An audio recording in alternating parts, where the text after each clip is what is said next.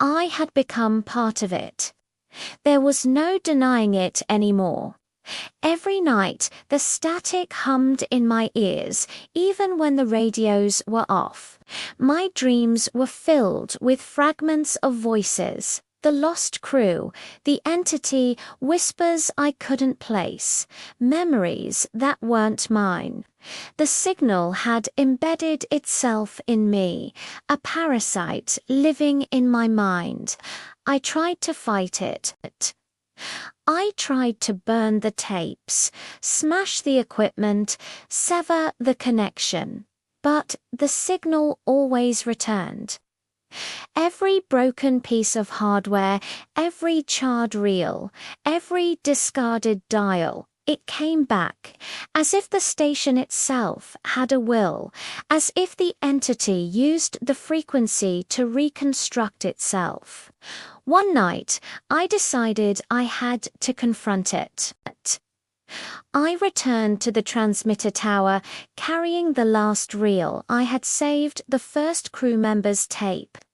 The forest was quieter than ever, the fog thick enough to taste. As I entered the control room, I noticed the lights were already on, flickering faintly, as though welcoming me. I loaded the tape and pressed play.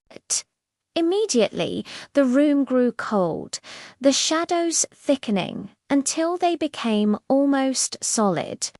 The static roared like a living thing, and then the voices, hundreds of them, layered on top of each other, calling my name, pleading, warning.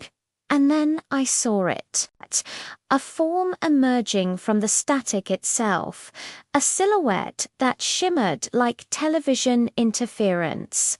It was taller than any human, its limbs elongated, twisting unnaturally. Its face was a distortion, a smear of light and shadow, but I could feel its eyes, a pair of voids drilling into my mind. "You have listened, now you must join us," it said, its voice a chorus of everything that had ever been lost to the airwaves. "We are eternal, and so are you." I realized the truth. The entity didn't just feed on attention or fear. It consumed souls through sound, trapping anyone who dared to hear its signal. The lost crew had tried to stop it. They had failed. And now I was next.